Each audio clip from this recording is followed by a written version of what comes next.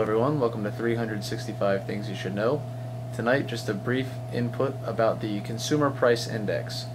We think that you should know, or I think that you should know, the Consumer Price Index is a variable that the government uses, the United States government uses to calculate consumer price inflation.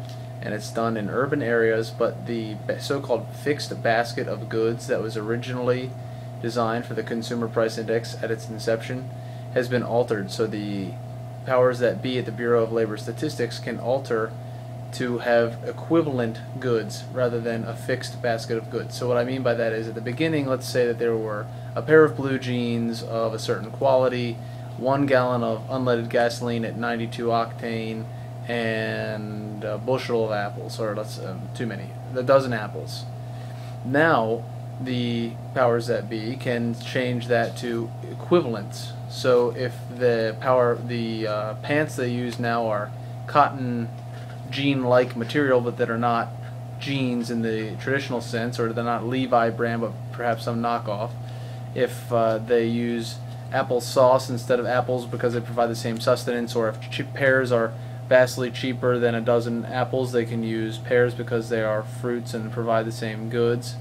And they can use 2/3 of a gallon of 87 octane gasoline because cars now get better gas mileage, and you can travel further on 2/3 of a gallon of gasoline than you could on that previous gallon of higher octane fuel. So you can tell that there's a number of funny things you can do, and you can shift and try to give equivalence when there used to be a fixed basket of goods. And this has an impact across not only the reporting of price inflation, but also the reporting of and calculating increases in wage benefits to your Social Security recipients, Medicare beneficiaries, your disability, your disabled veterans. So when you can control the Consumer Price Index, upon which all of these other inflationary measures are gauged, you control how much they receive and how much you get to keep. So it's all intertwined. But that's it. Thanks.